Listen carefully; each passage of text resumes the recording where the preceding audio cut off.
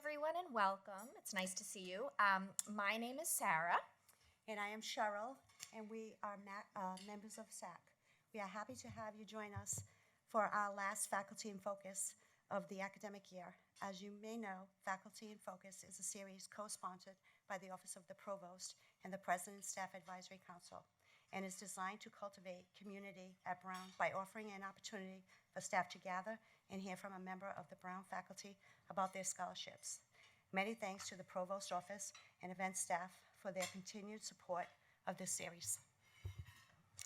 We are so glad to have you join us today as we extend a very warm welcome to Kim Cobb, Director of the Institute at Brown for Environment and Society. There will be time for questions after the talk. Once again, we thank the Provost's Office for their collaboration and support on these events, and I'm going to turn it over to Interim Provost Larson to offer some remarks and introduce Kim. Thank you.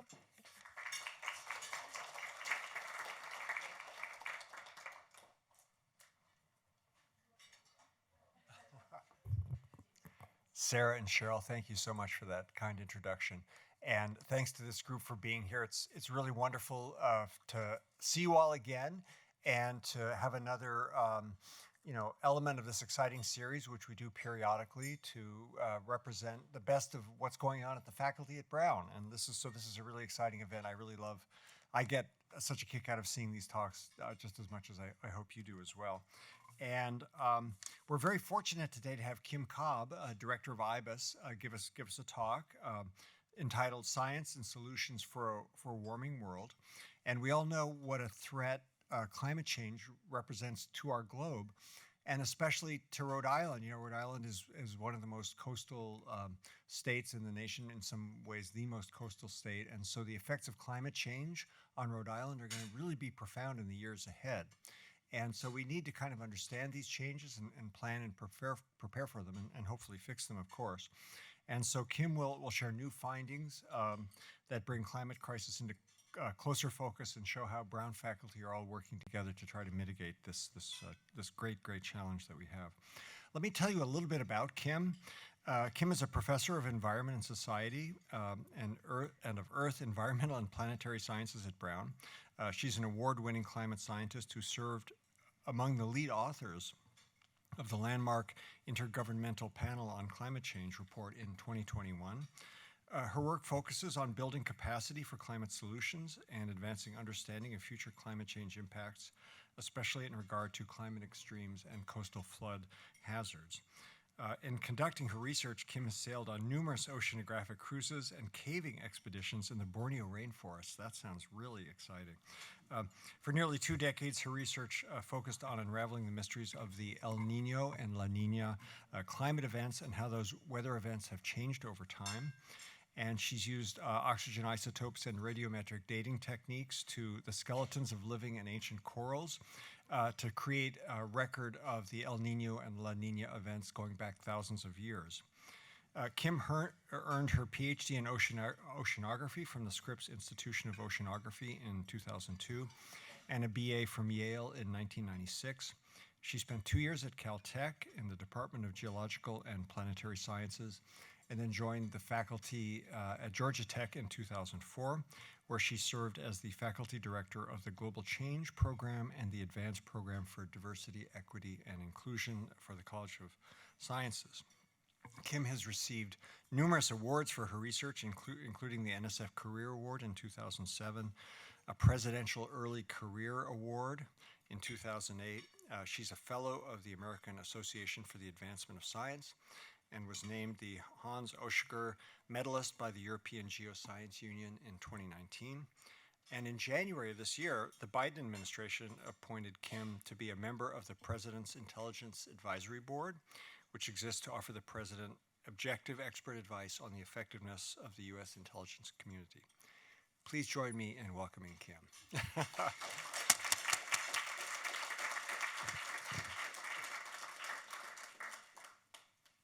Thanks so much, Larry. And I must say it's such an honor to be here today. I'm so grateful for the opportunity to meet yet another crowd of the amazing Brown community.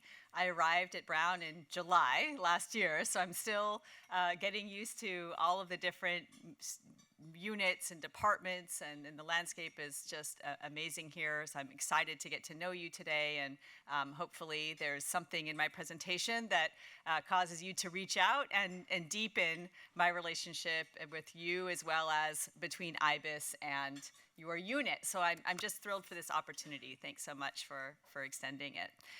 So really, I wanted to get through this kind of formal part of the presentation. And of course, as any climate science presentation, there's like the doom stuff, right? And I want to quickly get through that. You know, it's a requisite. I'm a climate scientist, and to move through to the solutions work that we are doing here at IBIS and across Brown, as well as share with you some specific examples from faculty research. And then I hope we have a lot of time for questions and discussion, because it's really interesting to me to hear from the rest of the Brown community what they like to know, what the missing information is, where some of the ties are and resonance that we might have across this campus. So with that, I'll get started and dive in literally to my former research, which was conducted in the middle of the tropical Pacific. So as Larry noted, I've been spending most of my academic career reconstructing temperatures as locked in coral skeletons from this very remote place where we really just don't have a lot of records of climate back before 1950, if you believe it. And so these kinds of records that I'm showing here are able to take us back decades, centuries, and even millennia, looking back into the past with a monthly resolved view of how ocean temperatures and rainfall patterns have evolved through time. And so these records allow us to put our present moment in the full context of the past variability that has occurred at these very remote sites. And then, of course, that allows us to understand where we might be in 10 or 20 years as we continue to turn the knob up on greenhouse gas emissions and global warming and the trickle-on effects into the Earth's climate system. So this is a coral core you can see there that's worth about 20 years of information in that foot-long core or so. And again, we have a lab here I'm building out at Brown that will enable us to continue to generate these records and push our understanding of what this climate system has been up to in the recent past. So that's really where I came from. And this was a kind of important pivotal moment for me in 2016 that I'm showing here in pictures of a before and after landscape of the coral reef that I've worked on for 20 years after a 10-month-long ocean heat wave really rolled through and unfortunately killed 90% of the corals that were inhabiting that reef before that moment. And this reef is, reeling through a series of adjustments that will take a couple decades really to come back to its former state. But of course, it will be experiencing another heat extreme in the near term as well. And so I think this was just an example for me of how kind of in technicolor, in-person experience of some of the early impacts of climate change and how they're already tipping ecosystems into points of no return. And of course, for many communities around the world, also kind of points of no return in the sense that they will never be the same. And so for me, this became a moment of reflecting on my role as a human, as a mother to 4 children, something that Larry left out of my bio, which I always really want to echo, and somebody who is deeply involved in the communication of climate change, to think about what does it mean to work on the climate problem and what could it mean to work on the climate solution. And so after 2016, I got very deeply engaged in research that I don't have time to fully share today, but I'll touch on trying to harness my personal skills as a climate scientist and kind of focus them on the solutions landscape. And as part of that, I put on a hat called Director of the Global Change Program at Georgia Tech, which was very focused on climate solutions education and research, and was so happy to take this opportunity up here at Brown to direct IBIS and think about what that climate solutions focused research and education could mean, not just at IBIS, but across campus as well. So that's really how I approach this work and the pivot that I'm making and continue to make in thinking about what it means to rise to this moment as a professional and also as a sector in higher education in general. We have so much impact to have. So first, some of the other doom and gloom that is more global in scope, where we are with global temperatures right now. So we are currently blowing by 1.5 degrees Celsius at the moment, on our way to 1.5 degrees Celsius of warming in the next 10 years or so. That was just released in updated information yesterday from the Intergovernmental Panel on Climate Change. And so we're tipping up into these thresholds of warming that the global community has set as a limit for ourselves, right? And we're going to kind of look at that in the rearview mirror very soon, and then have to make decisions about how much additional warming we're going to let into our planet before we get serious enough about this problem to begin to reverse it. And so this is just kind of a bellwether of the decade or so to come, when we know we're in for continued warming. And that just reminds us of the landscape for vulnerability and impacts, which I have kind of pulled out of the Intergovernmental Panel on Climate Change second report, which is focused on impacts, adaptation, and vulnerability, which notes that we're already seeing 15 times higher mortality from climate-related events over the last decade relative in vulnerable regions relative to less vulnerable regions. And so it's kind of an amazingly stark statistic, but we know from our viewing of the headlines and the footage that reels in, year out, that this is very much touching the lives of already millions of people around the planet, who may be not paying with their lives, they're paying with their livelihoods, with their communities' function and structure. So one more piece of bad news before we get on to some of the good news. We are making it worse every year still. And this is not a warming graph in this case. This is a graph of emissions, how they have ticked up over time. And so we can see by the red dot there that we ticked up 1% in 2022 relative to 2021. And when I told that to my mom, she's like, well, 1% doesn't sound like a very big number, Kim. That sounds good, right? I'm like, no, that is actually terrible, Mom. We need to be driving these into the negative emissions growth every year. We need to be going down the ramp. So it may be good that we're beginning to flatten emissions globally on our way to turning it around, but the kind of targets that we have on the table for warming, like 1.5 or 2 degrees or 3 degrees, require us to begin to basically swan dive down into the floor this decade, right? Cut emissions in half by 2030 to keep the 1.5 goal alive, for example. So we're just not doing that fast enough. So pressed with this challenge, which involves, of course, continued warming and climate impacts on the ground in every single community of the world for the next couple decades, and the opportunity to rise the challenge of minimizing loss and damage from ongoing climate change by bending our emissions curve, we can squarely ask, what is the role for higher education in this landscape? And I think the role for higher education is just beyond thinking about the applications of our research and our campus footprint, for example, but it really is uniquely focused on that educational piece. And I want to just stop there for a second, because this is an intergenerational challenge, right? I am not going to solve this. None of us in the room are going to solve this. All we can do is hope to run far enough, fast enough to hand that baton to the next generation with as good a lead as we possibly can. And that's what we're fighting for here. And that next generation that we're handing that baton to is sitting in our classrooms here at Brown today, right? And they will not win it either. And they will have to hand the baton to their children. And we hope we can win it on that kind of time frame. And that's what we're fighting for. That's what I fight for every single day. So I just wanted to kind of bring that into context of this immense potential that we're sitting on in higher education. On the other hand, we have massive campuses and massive footprints and tentacles across the globe in many of our operations that's worth reflecting how we can play a true leadership role. Much of the science that came out and helped us understand about the threat of climate change came from higher education research labs, right? And so we are the holders of this knowledge and insights. And what are we doing to harness that knowledge and insights and innovate that next step for the world? Not just pile on the knowledge about the problem, but pile on the knowledge and action on solutions. So that is where we find ourselves in higher ed. it does require redefining the role and impact of higher education in the 21st century. It's not going to look like a whole pile of papers, and it may or may not look like a whole pile of grant funding. Apologies to Larry there.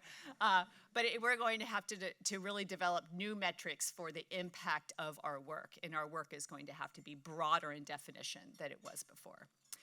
IBIS is already leading the way, of course. That's my punchline here. We're already doing this work. We've been doing this work for almost a decade right now, and we are poised with our new strategic plan, which I can't help but dive briefly into, to accelerate the impact of our work exactly along these kind of systems level challenges that we are facing today. We launched the plan on March 8th, so it's very, very fresh. And I know that there were some staff across Brown who had a deep role in helping us understand how to make this the most impactful and inclusive process. But I just wanted to make sure that those of you who may not know IBIS as well understand a little bit more about IBIS before I dive into the plan. So IBIS is one of the campus institutes, so it's an interdisciplinary research institution. And many people don't know that it has a thriving undergraduate program as well. So we are one of the few institutes that does have that. We have 140 undergraduate concentrators, 100 graduate affiliates. We have a robust postdoctoral fellow program, and we have a growing research portfolio that has been increased by 500% in the last 5 years in terms of sponsored research funding. So we are really growing quickly and have a very large, thriving community of faculty, students, and staff. So the mission of the new strategic plan is very solutions-oriented, and I wanted to stress that word because I've said it maybe 20 times already, and I'm going to say it maybe 100 times more today because that's the opportunity space that I want us to focus on. We're going to do that through interdisciplinary research and education, which is the hallmark of so many programs at Brown, but especially at the research institutes like IBIS. And the vision, I'm not going to read this word for word, but we're really focused on local, regional, and global scale interventions. So we're actually interested in thinking about how Providence and Rhode Island can be a test bed for some of those scalable, replicable, durable solutions that we want to see around the world, right? We'd like to try them out here and understand what those partnerships across sectors like the NGO sector, the education sector, industry, and government can actually do to move our solutions making forward. And we're gonna bring our students with us every step of the way. That's also in our, of course, our mission and vision. So how can we really provide this next generation with these hands-on opportunities to be agents of change while they're here on our campus and equip them and inspire them to carry that work forward no matter what profession they land in, because everybody's going to have to play a role in solutions making to this kind of challenge going forward. So our little tagline, mobilizing for solutions, inspiring the future, is really encompassing what I just said to you. We are getting to work in real world impacts out beyond this campus. We are also, as I'll mention, thinking about Brown's role in climate action, of course, but we're really focused, we have a very student-centered mission, vision, and framework for our work over the next 5 years of the strategic plan. So I wanted to highlight 3 opportunities that I think might resonate really well with some of the work that you all do in your amazing units across campus. One is to think about, again, the role of the research engine in driving impact beyond our campus and beyond the abstract publications that maybe 20 people read in your subdiscipline, really coming together across different expertise on campus, involving external stakeholders in our research design and execution, and driving towards solutions making.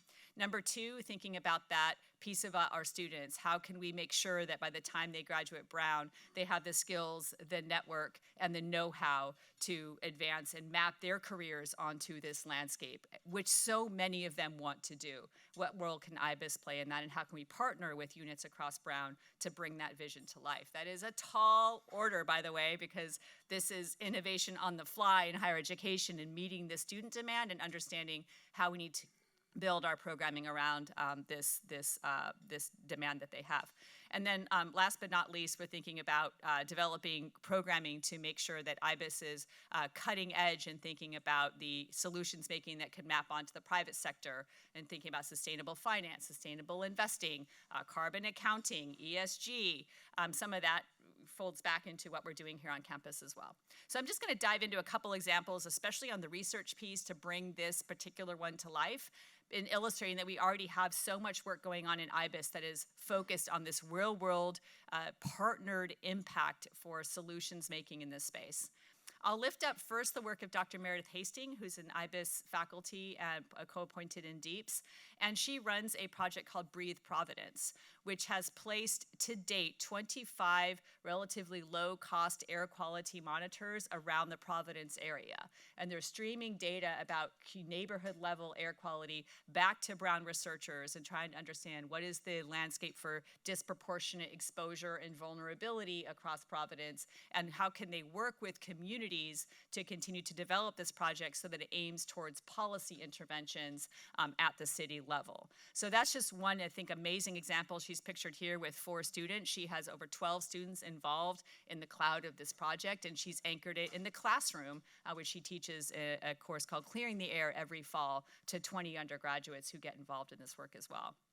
The second one is a project that may need less introduction because it's much larger in scope and more longstanding, led by Dr. Timmons Roberts in IBIS as well. He runs something called the Climate Social Science Network, whose logo is pictured here, and they have an amazing website.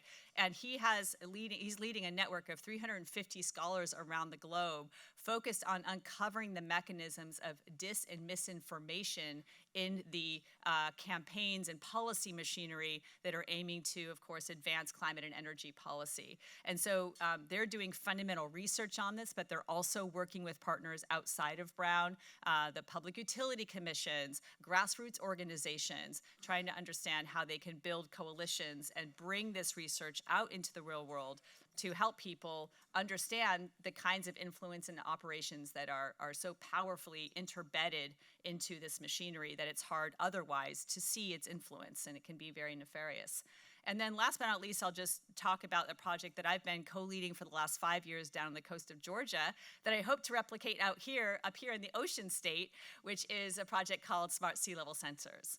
And this is a project that combines somebody like me, who's just an oceanographer. I always like to say that. I'm literally just an oceanographer, with people who are really amazing scientists who have developed this sensor that you see up here in the upper right, which is like a shoebox size ultrasonic sensor that pings the water level you can do it every second, you could do it every minute. We do every 6 minutes. But the point is that it's giving us real-time information back to servers about water levels across this region. And we have 65 of these sensors deployed on bridges and docks across Savannah. And this makes Savannah the highest density sea level sensor network in the world, which is kind of doesn't really roll off your tongue for a variety of reasons.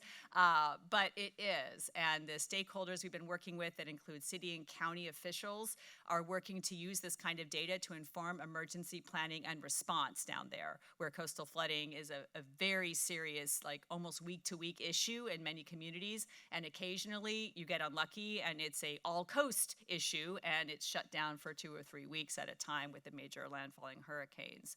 And so we're also working to use this data to advance flood prediction, flood forecasting, and some of the most advanced modeling frameworks that are being developed for coastal flooding and prediction using this amazing set of high-resolution data. And last but not least, we're obviously lifting up conversations and discussions that are very new for many folks down on the coast of Georgia about the C word, right? So what does climate change mean for these communities? And how can we partner to think about short and long-term resilience? Because if there's one thing I've learned working down in Georgia, is that everybody cares about saving lives. Everybody cares about keeping our infrastructure intact, and everybody cares about maintaining a robust and thriving economy. So with that kind of foundation, we can all work together to think about how we can harness science for solutions making that's relevant to people's lives today, while keeping an eye on that longer term prize and making sure that we are getting out ahead of some of those worsening impacts that we know coming down the pike, right? So we're building this foundation, and that's exactly what Timmons and Meredith are also doing with their project, thinking about people's lives right now and decisions being made today, while making sure that we are building a foundation for longer term partnerships and knowledge building.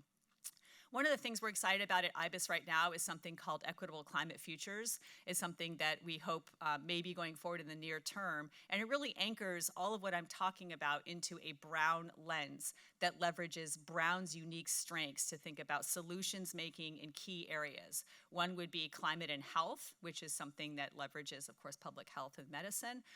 Equitable solutions policy and economy, which is, of course, leveraging Watson in major ways, and economics. The climate and modeling and prediction, which is the DEEPS piece of it, the kind of the machinery of forecasting hyperlocal climate impacts. And last but not least, climate communication and narratives, which is about arts and humanities and histories and storytelling, tapping the energy that we have in the humanities here at Brown for getting involved in solutions making, because I'm a climate scientist, but our solutions are going to have to be holistic solutions. They're going to have to be diverse enough to engage every single person in this room around the kinds of ways that you like to hear about this and engage in this discussion.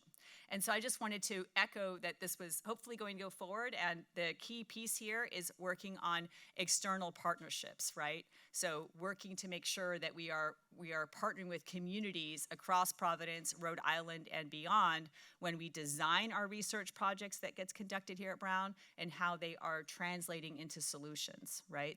That's the partnership piece. It's not enough to just sit in our labs and generate this research. It has to be informed by these external partners.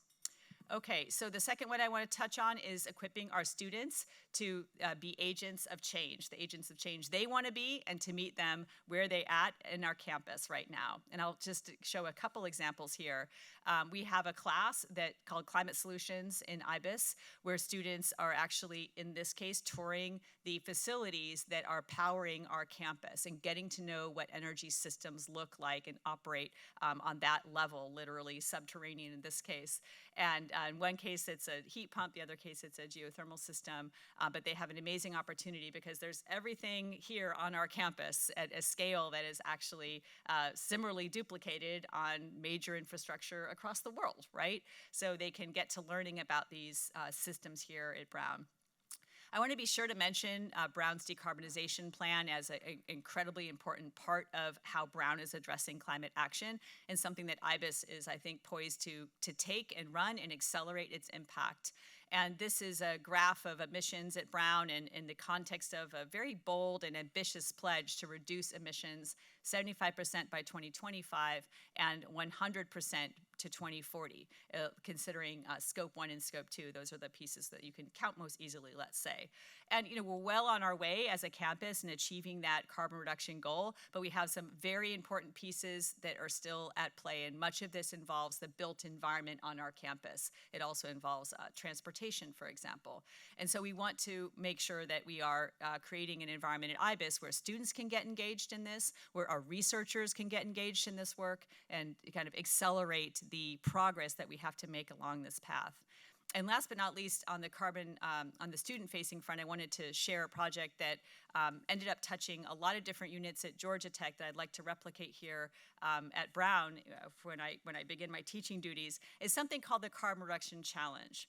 And the Carbon Reduction Challenge is something that combines student teams with organizational partners, and Brown is an organizational partner in this context, and Georgia Tech was down there, to design and implement a very large-scale energy efficiency project. We're just going to call it like that. The students are able to brainstorm and identify these things. They bring the opportunities to the class, and we work with them to refine their proposal. They quantify the carbon and cost savings, and hopefully they get to yes. And we've been able to really bite off some very large carbon savings with this project. And this is 20 million pounds of carbon dioxide that will never be emitted because of the students' actions. And that's my favorite kind of carbon dioxide, by the way. Not the kind we have to claw back into the ground, but the kind that never goes up there in the first place. So, and also the kind that saves stakeholders money as well in saved energy costs. 20 million pounds of CO2 is actually a lot of CO2. It's equivalent to running 50 homes fully solar powered for over 20 years. So that's what these single cohort of 30 to 40 students is accomplishing in a 10-week time frame as not even a part-time job. So this is just an illustration of the appetite and enthusiasm that students have for getting involved in this kind of scalable change. And it's been something I've loved being a part of. Okay, and I just want to end by this slide is kind of, it's not what I planned, but anyway, that's fine. The top is very much true. Get connected and stay connected is my key message for today. And making sure that in my presentation today, everybody saw a way in which their unit has some map onto this landscape, whether you're in a heavily student-facing role, whether you are engaged with facilities and thinking about campus operations on any level, there's a role for everybody on this campus to play in thinking about how we can work together to achieve Brown's climate action goals and give our students the best available leg up in achieving their goals of being agents for change during their time here at Brown and gaining the skills to be impactful as they leave Brown and map onto the career space.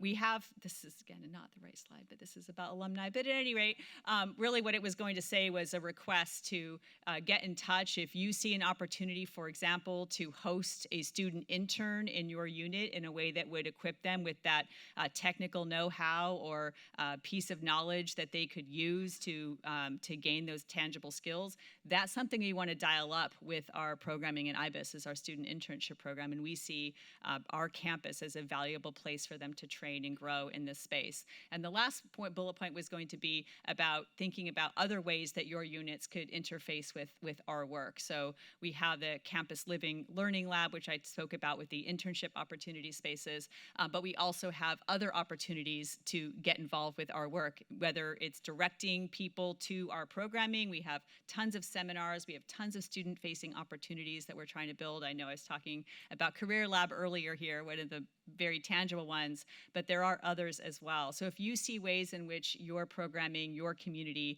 could be a part of this work, whether it's through our research, our education, or our internal or external partnerships, I'd love to hear from you and get connected so that we can move those conversations forward and inform our strategic plan. The last thing I'll say about Brown is that it's just amazing to be at a place where there's such following C's for this work. And that's something coming from Georgia. That means a lot, right? So Brown is in an incredibly unique and fortunate position to be an industry leader in really illustrating what it means to act on climate in this moment. And we have all the pieces here on campus and so much momentum already built. So I'm thrilled to be here, and I'm excited about what's to come. And I feel confident that in working together, we can make a profound and lasting impact on this, even this most grandiose of problems. So thanks so much for your time. I'm just gonna, I don't know where to park the slides because the last slide was not great. I'm gonna leave it there because that's a really good graphic there. And I hope I have plenty of time for questions and discussion here. Great. So that was an amazing talk. Questions? Yeah. Hey. And please identify yourself. Hi, I'm Adrienne Morris. I work in the Division of Advancement, and Kim is a wonderful partner with our team, and was in New York 2 weeks ago and presented to our volunteers, and just want to thank you for that. Where are you seeing the students really gravitating in this whole conversation? And maybe it's all over, but are there particular areas where they're really interested in developing and growing and contributing?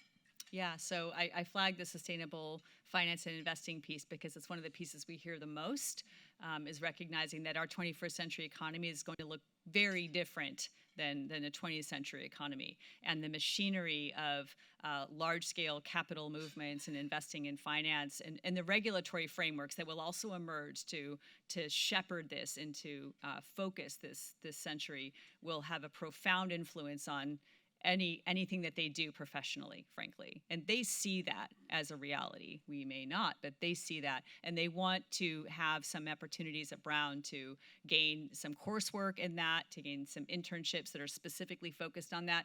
And by the way, we have an amazing alumni community that we can bring back into Brown in this exact space, climate tech investing and blue ventures, to bring them back and help them introduce them to networks and opportunities they wouldn't have otherwise had.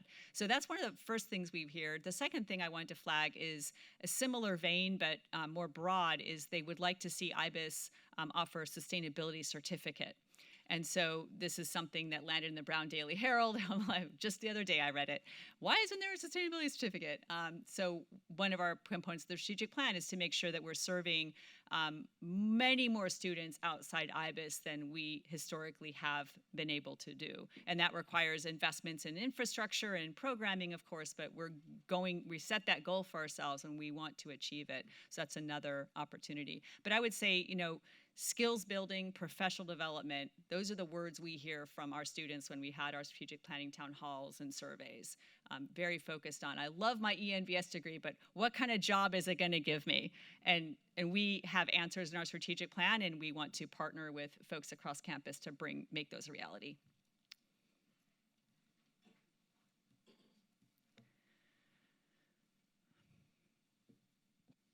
Hi, I'm Brian. Good to see you again. Brian again. Demers from Brown Tech Innovations, part of OVPR. Given the political landscape and how charged it is around these kind of conversations, as we're talking to family and friends, I think we benefit from being here. Mm-hmm. What are trusted sources of information where either we can go to digest it or we can refer other people to go to? Yeah, so I get this question a lot. I mean, I would say the Intergovernmental Panel on Climate Change is the tome, but obviously it's like a 1,000-page document, and it is a tome. So that'll have all the up-to-date ins and outs and uncertainties. But one resource I think is really underutilized is something called the National Climate Assessment.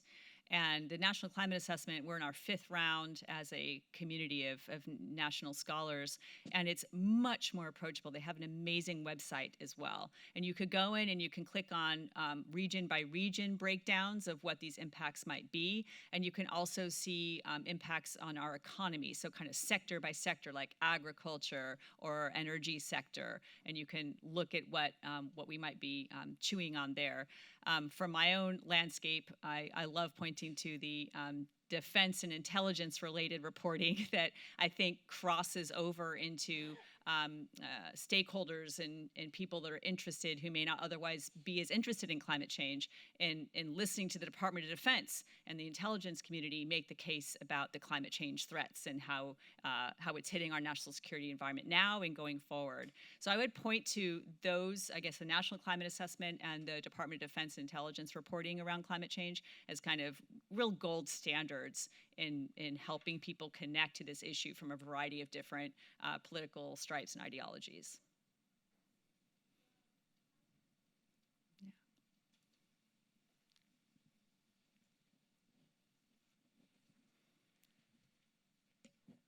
Hi, I'm Catherine from the Department of Philosophy, a manager of that department, and I'm also an alum of the University of Rhode Island, and I was wondering if you're working with as an external partner, are you working with the School of Oceanography at the University of Rhode Island? That's a great question. So, yeah, one of the things that we are excited to be doing is building much stronger ties with the University of Rhode Island. And I would say that, Brown's presence in the ocean landscape hasn't historically been very strong. In part, I think, because URI is down the street. And so, that's maybe not our lane.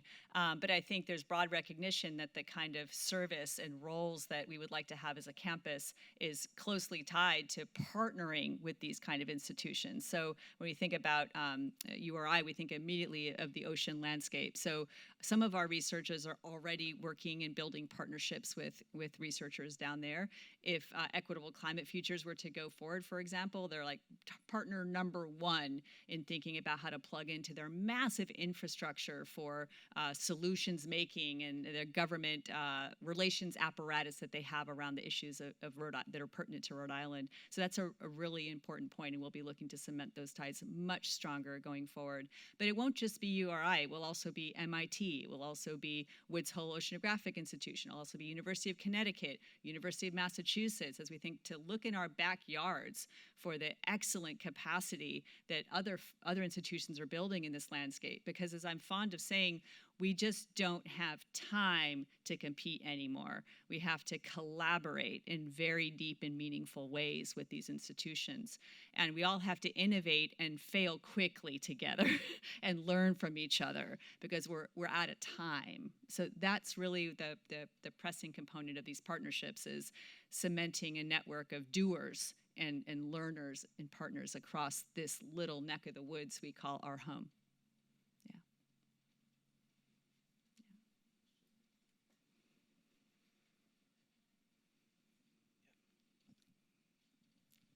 Hi. Hi. I'm Panina Posner. I work in the University Library, and I'm a Brown alum, so that slide wasn't wasted. Okay, good. There you go. That was my alum slide. Right. Connect with us. Right. So I kind of have a three-pronged question. So I wanted to ask you, basically, it looks as if Brown as a model of reducing carbon emissions or other specific models could be really valuable. But I wanted to know if you feel that we could improve if small changes are made across the board globally as opposed to certain areas of society having big changes. So I wanted you to contrast and compare that in terms of what could save us on the whole. And I also, in the library, we have, in the early stages, a community outreach structure because we're kind of a hub for campus and beyond. And you talked about how this is multi-generational to try to save the planet.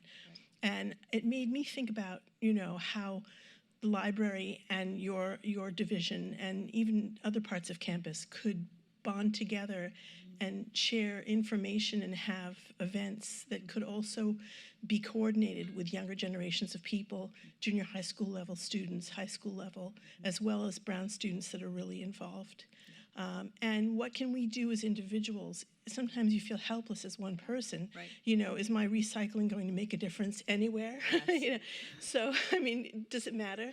What can be done as individuals, not just collectively? If you could answer those issues, I'd be Okay, grateful. I will try to speak to that, but you know, that's a lot of levels. I'll start with the kind of the first question, which is also maybe the last, and group them in thinking about how do we approach this as individuals and people who really want to get engaged and aren't sure what matters at the end of the day. I was really honored to be a part of a larger scale research project down in Georgia called Georgia Drawdown. And what it was a consortium of 6 different schools and 30 researchers coming together to try to identify what are the top 20 solutions for achieving carbon neutrality in Georgia by 2030. And so as a roadmap for a government that didn't want a roadmap yet, but you know, it's there, and eventually they may use it down in Georgia. But one of the striking things that emerged from that, you know, very careful analysis of the carbon potential is the many different ways in which our individual actions can and must scale to meet some of these very large-scale challenges that are in the megatons of CO2. And so some of the things that landed on that top 20 list were recycling, composting, using alternative modes of transportation. These are the top 3 that I can think of, and many of the ways in which many of us are already engaged. But we don't have enough people doing that, and we need to be advancing policies and incentives to make that easier and more approachable for more people, because it can't just be like a volunteer thing against all the headwinds. The Inflation Reduction Act that was just passed in DC, of course, goes a very long way in helping to incentivize some of the most impactful changes, like buying an EV, replacing your home's HVAC system, upgrading that, thinking about swapping out your stove and other appliances for higher efficiency models. So that's great to see. We need a lot more of that, because the Inflation Reduction Act will only bring us halfway to our Paris goals if everybody opts in to do that, because it's a purely incentive landscape based on individuals making those choices differently. And so I just want to say that, you know, that's the whole premise of our national level policy, is individual action in a way. So that's how important it is. To the question, the really good question about how can, you know, you sitting in your unit thinking about ways to reach for higher levers, I think that's where partnerships do come to fore. And I think when we think about the landscape for partnerships, we're thinking about it very broadly on purpose, because we do want to think about where are those units that are reaching different kinds of audiences and participants than we can. And I think with the focus on community engagement, K through 12 becomes a very important kind of foundation for engaging with communities. When I was co-leading the project in Georgia, I was surprised to hear from the community that they wanted us in their schools as a top priority, right? Because I'm like, well, that doesn't have to do with water levels or infrastructure or economy, but that's what we heard from the communities. And so we built out a K through 12 set of programming as part of that project, and curriculum development and exchanges and summer internships. And that's why it's in our plan at IBIS. Because when you talk about meeting community priorities on this issue, you have to listen to them. When you listen to them, they want you engaged with their youth because that's their future. And so it all makes sense kind of like in hindsight, but as a dumb academic, it took me a couple years to figure that out. But that's why we'll be investing in K through 12 infrastructure in IBIS and eager to partner with those units across campus that are engaged in that way. Thanks for that great question. I hope I was effective.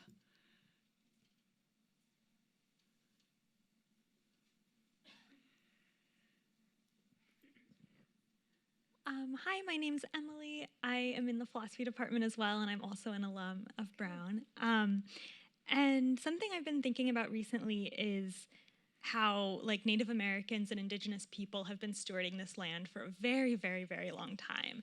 And I'm curious how an institute at Brown like IBIS is partnering with local Native organizations and leadership to share wisdom and work together on their goals as well. Yeah. And then I also used to be a public school teacher, and I'm just really excited that you're entering the K through 12 space with this information, because as a 4th grade teacher, it was incredibly hard to figure out, how do I teach climate change to 9-year-olds who are really scared when you tell them this information? And so having actionable steps that they can take is really exciting to me.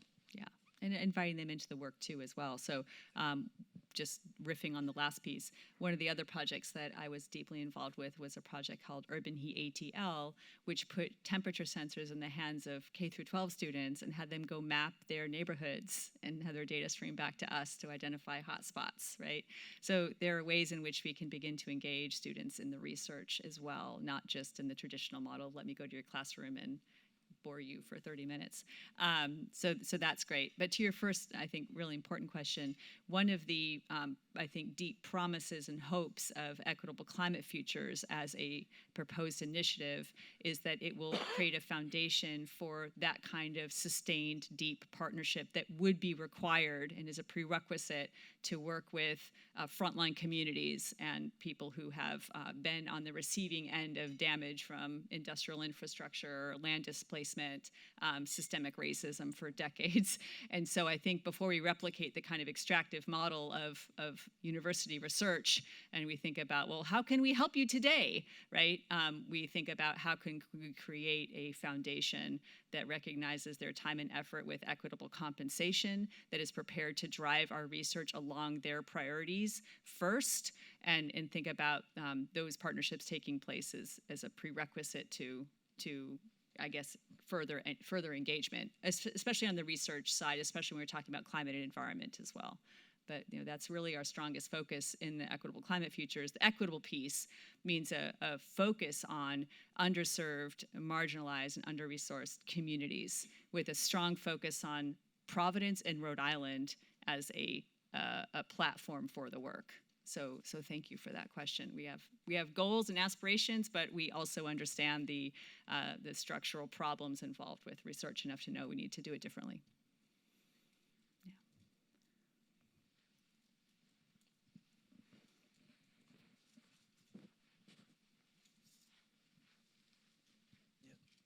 Good afternoon. I'm Catherine Kempton-Amaral from the School of Public Health, and I just wanted to follow up a little bit more on the equity question. You're just keeping in mind that a lot of the communities that are most impacted by climate change are poor and vulnerable communities, and they're often countries that contributed the least to the overall global climate crisis. Are you seeing that equity angle kind of have traction and framing it as like a climate justice issue, or are people kind of more receptive to the economic arguments around intervening in climate change? That's a great question. First of all, I don't think it has to be either or necessarily, and IBIS has certainly put a foot in thinking about meeting our students' needs for more understanding of sustainable finance and investing and that arm, as well as, I think, voted very clearly in our strategic plan to ground everything that we do with a landscape of justice, equity, inclusion, diversity. So I guess how that shows up, for example, in the equitable climate futures is kind of in the executive summary, but also in how we are framing the work and how we're budgeting even the work as well. And that's why I think having a scope like Providence or Rhode Island and the region will help us build those deep and sustained relationships that are needed to move those stickiest of needles for communities that are trying to think about now-term public health issues, now-term economic issues, but think about that from a landscape where we're willing to bring research to bear. It's public health, right? The climate and health angle is also about today as much as it's about tomorrow and the next decade. So I think that's a perfect example of the kind of work we'd like to lift up and foster and sustain through time. But I also know there's a new initiative for sustainable energy on campus, right? So one of the other things we have to remember is that, IBIS, when I came here, it was like, oh, the promise of IBIS, you guys are going to fix everything. No, no. We're going to do this part of it. We hope to do it well, but we can't do it alone. And other entities on campus are going to take major roles here and must take major roles here. So the challenge for Brown, I think, at this moment is, in public health, is, of course, voting very seriously on this issue, too. How do we stay coordinated in our efforts is our challenge. And equitable climate futures is one piece that purposely involves public health, Watson, the Initiative for Sustainable Energy, in proposing a framework of how that might look going forward, in addition to thinking about how it hits kind of grassroots researchers in their labs and incentivizes them into this space. But it's a great question, and I think when you read our strategic plan, or happy to send you anybody Equitable Climate Futures draft. Larry's gotten several different, many drafts of it over time, so he has it too. But yeah, I'm happy to send it and collect feedback from those of you who are interested in the work to hear how we could make it better, right? So I'm still learning as well and new to this area.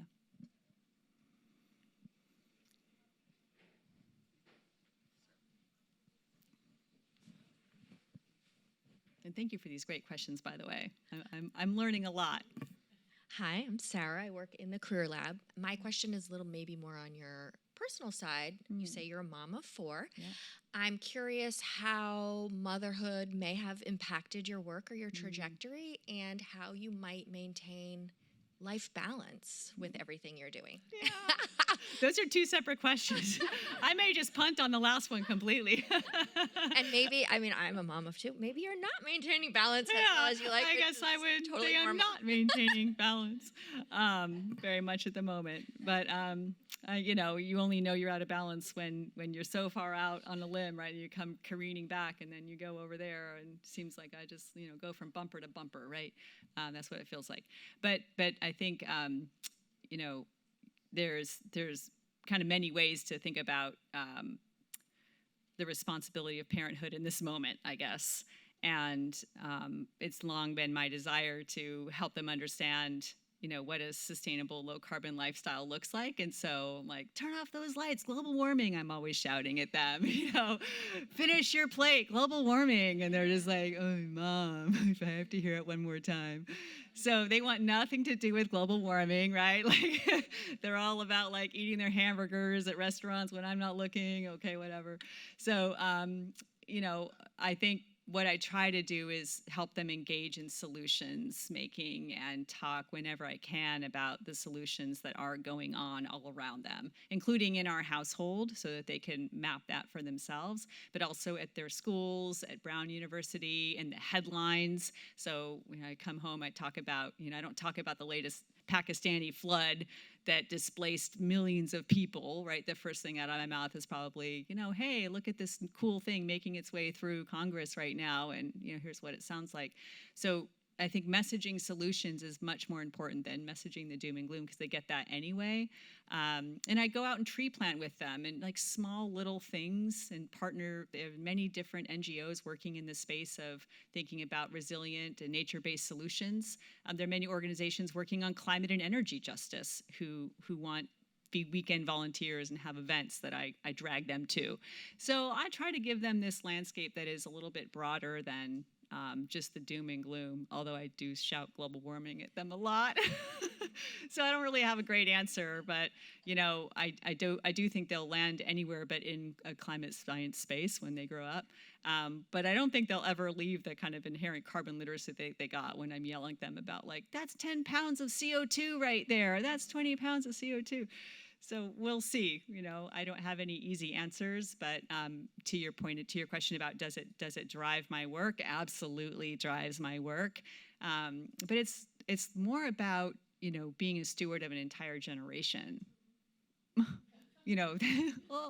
than my own 4 kids, and that kind of gives me a little bit more perspective. I'm like, I don't have to be perfect for them, I guess. I just have to do my best for the whole folks out there and do my part. So that keeps me going as well. But thank you. And I'm not perfect for them. Oh my goodness, yeah.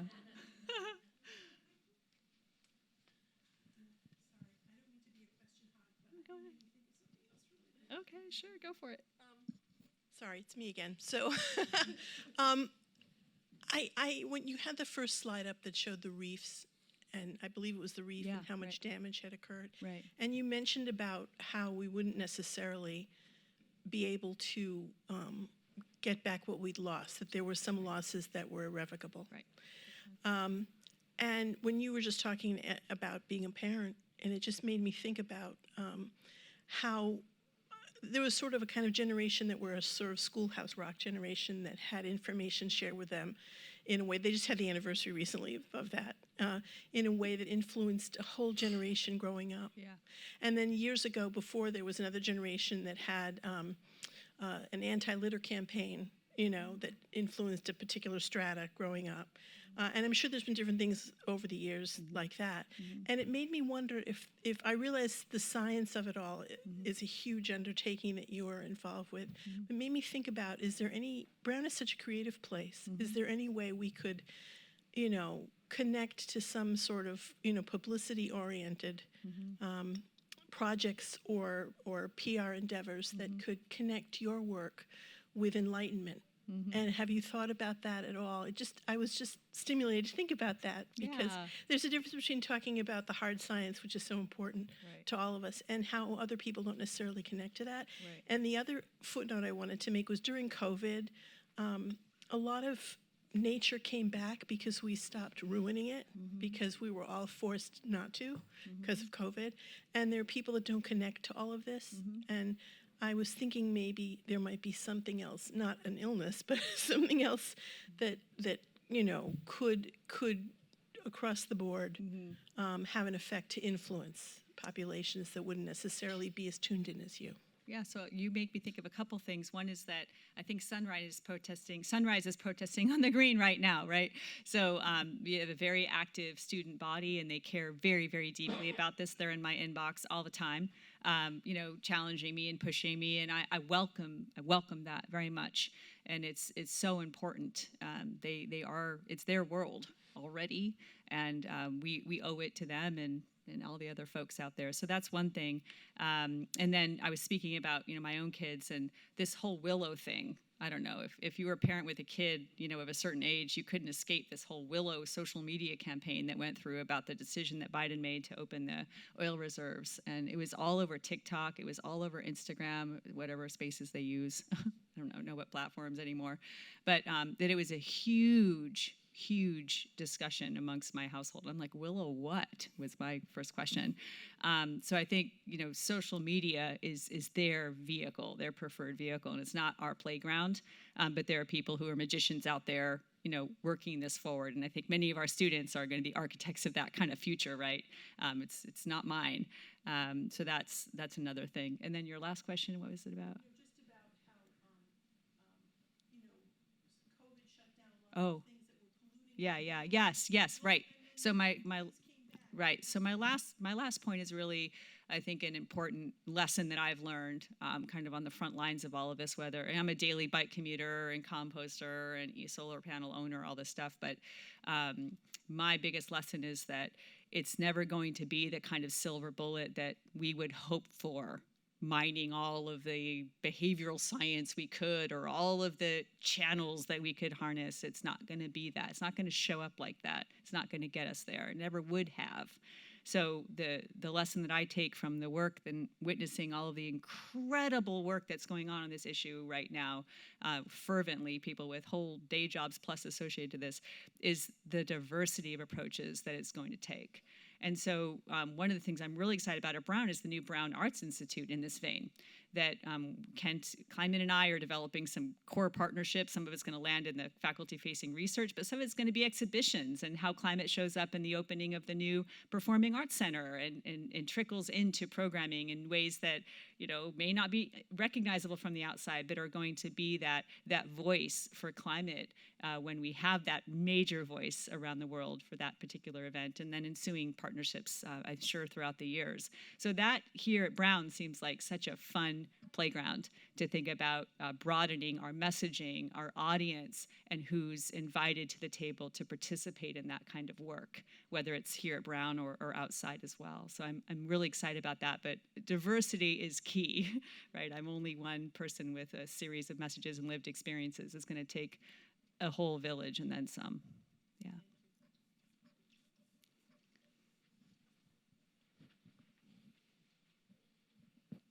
Hi, Shantae Wea, School of Engineering. Thank you for this information. Speaking of headlines, when we see the news, we see that the West Coast has been in a drought for many years, and now it's practically underwater.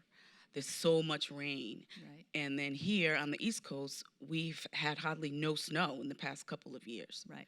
So where do you see if us in this area on the East Coast going in the future? Like, are we going to be underwater, or, you know, like, what's going to happen? What's Yes, going to happen, we are in your certainly opinion? going to be underwater. So I'll put some confines on what we know, and this is drawing from the National Climate Assessment from the Intergovernmental Panel on Climate Change, where we have the most robust information. So one of the things the Northeast is very well poised for is extreme rainfall. And we've already seen this in our lived experiences, right, with the level of rainfall that we're getting per unit time in Providence on many days. And I witnessed some of those last fall, right? And I-95 is covered, things like that. They're without precedent historically, and we're going to see more of those. We know that already from the data. It's one of the most robust findings of climate research. We also know that we're going to be experiencing longer and drier heat waves during summer months, and this is going to impact especially communities that are already heat stressed today. So y'all may not know that Providence is one of the most heat stressed cities in the country. And you're thinking, like, what about Phoenix? What about Atlanta? Well, those communities grew up hot, right? They know heat for decades. They've been dealing with how to grapple with heat. And I'm not going to say Atlanta is a poster child for heat resilience, because, you know, I was in a whole project that was working on advancing that. But I am saying that much of our infrastructure and energy systems just isn't ready for our heat of today, let alone the heat of tomorrow. We also have a very high concentration of the kind of communities that are going to be most affected by extreme heat. And this is low income, communities of color are going to be the ones that are deeply impacted by heat. And so heat should be on our radar as well as a state, and thinking about how can we get in front of this train wreck, which is in part infrastructure and in part historical legacy, disenfranchisement, marginalization, under-resourcing to these communities. So you see that train wreck coming, you have a responsibility to get in front of it. And of course, the major 800-pound gorilla is sea level rise for the ocean state. So we have most of our infrastructure is extremely low lying along the coast. Most of our economy is anchored along the coast, of course, and the sea level rise statistics are very sobering. So to 2050, it's going to be roughly a foot of sea level rise additional from today. We've only had a foot to date over the entire 120-year history of measurements. So we're going to go a foot in the next 30 years, and that's a certainty. It's pretty much already baked in. And then beyond that, we have impacts on how fast that gets this century. So the rates would be something like 3 feet by 2100 at a bare minimum, up to 7 feet or more by 2100 in worst case emission scenarios. And so, when we think about sea level rise for the ocean state, we have to remember that much like my coral reef wasn't killed by slow and steady warming, it was killed by an extreme event that came on top of slow and steady warming much earlier than this climate scientist thought it would for this site. I thought we would have till 2050 with this site, and it was gone in 2016 because of a marine heat wave. So much like it's going to be tipping points of pylons, right? It's going to be that storm that tips that community into a community that won't maybe look the same after, right? It's going to happen that way, and we don't. That's the challenge, because you don't know when that's going to happen, because that's when weather comes into play here. But those are the kind of impacts that keep me up at night thinking about Rhode Island, and the kind of impacts that we can harness that knowledge, and we can turn it into resilient making policy, resilient emergency planning and response. And those are the kind of conversations that we need to be having as a campus in thinking about getting this knowledge out there, putting it to work. And that's really the space of what Equitable Climate Futures is about, is thinking about that with a focus on those frontline communities first. Thanks for that good question. Some sobering numbers, yeah. Oh, sorry. Okay.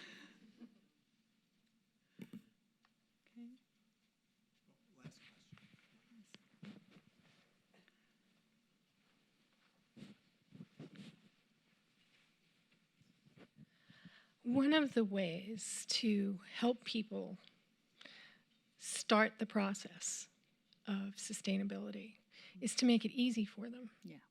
So for instance, in Portland, Maine, they compost. They give you a compost container for inside your house. They give you a compost container for outside your house, which they pick up every week and give you a new container. They make it really easy to do. And kids grow up knowing how to do it. And so, that should be part of the educational process, is make it easy. Just like EVs. We're not there yet because people can't recharge their cars in a lot of places. And it costs a lot of money to have a recharger in your own house. So it's political in the sense that money has to come from other sources to make it easy. Yeah. So, I mean, I have a couple thoughts there. One is just the Inflation Reduction Act.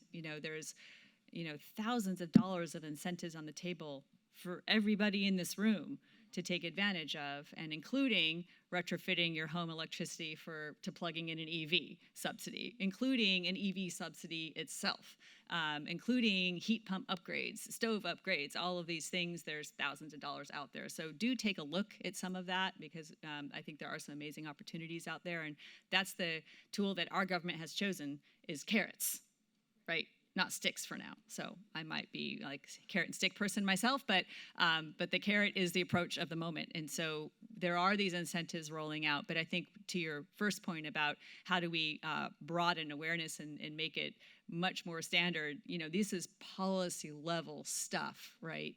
And when I started, but I can tell you the link to the individual action is important, because when I started biking, I started understanding just how much risk I was putting on my body every day as a bike commuter. And you better be guaranteed I was down at City Hall with my fellow bike geeks talking about biking infrastructure, and I never thought a moment about that prior. And so what I think that means for me is thinking about what are those pieces that you want to take on, because, I don't know, maybe you're a gardener, or maybe you like bikes, or maybe, your passion is education and there's a climate piece there.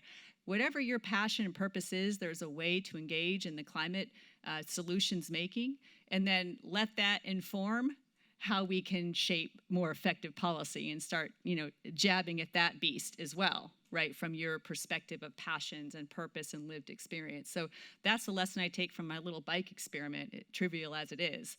But again, look at the Inflation Reduction Act, because that's the big carrots in the room, $380 billion worth of incentives for Americans to make this transition.